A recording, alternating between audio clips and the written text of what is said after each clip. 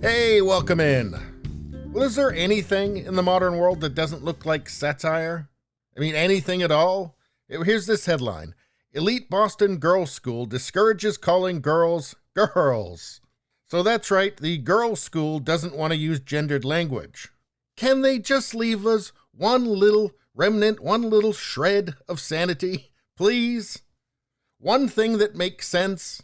Anyway, it says the school said teachers should respect the girls' preferred pronouns. Again, this doesn't really seem to make any sense. I mean, the school itself is gendered. It's a girls' school.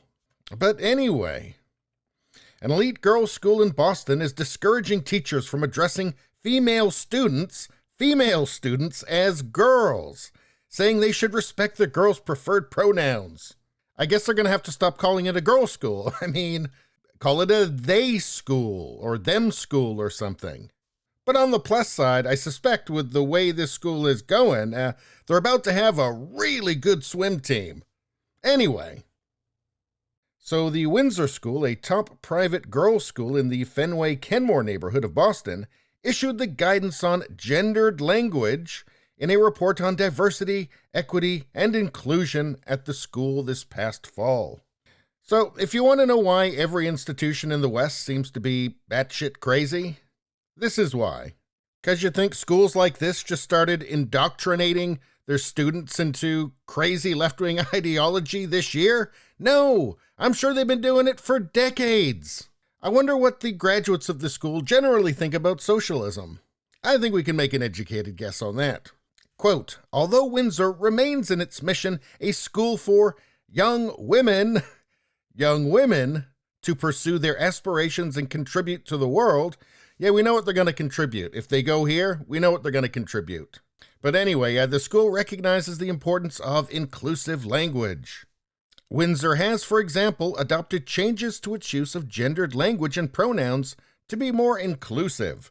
External publications and communications have moved away from using she, her, and hers at the girls' school for girls, and your daughter, replacing them with they, them, theirs, and the latter with student. And this is because apparently it's cool to pretend you're insane. Faculty and staff are discouraged from addressing groups of students as girls and ladies, and teachers address students by their preferred pronouns. Now, this brings up the obvious problem of if it's a girls' school and you decide that you're not a girl, you're something else. And of course, when somebody says there's something, whether it's the opposite sex or whether it's a woodland creature, whatever, you have to now just believe that because apparently, I guess maybe biology is colonialism or something. I don't know. But at what point do they just have to say, well, it's just an anything school, right? A whatever school. It's a girls and them and woodland creature and attack helicopter and Lord of the Rings character school. I mean, that would be consistent within their own rules. I mean, it doesn't make any sense. I'm not saying it makes any sense. I'm just saying that according to this weird bonkers cult, it's fine. Anyway, and it says here nearly a third of Windsor graduates go on to attend Ivy League universities. Forbes named it the 10th best prep school in the country. Notable alumni of the school include a gold medalist, a film director, and a former Vogue editor. So it's not hard to see how the culture changes in weird ways when you've got, film directors and magazine editors coming out of places like this. Tuition is $53,900 a year.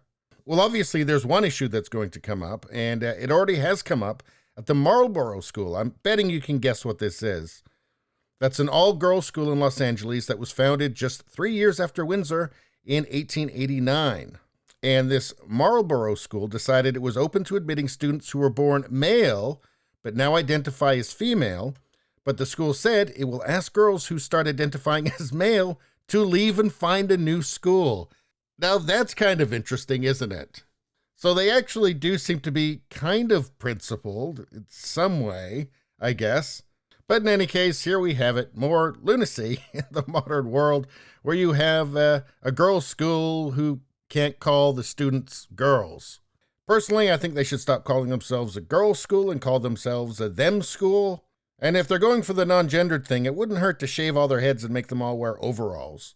Anyway, that's all I got to say about that. Please subscribe, like, and share. That really helps me out. If you just like to listen, there's the podcast Radio Baloney. It's on pretty much every platform. If you look for it, you will find it. Thank you very much. I'll see you next time.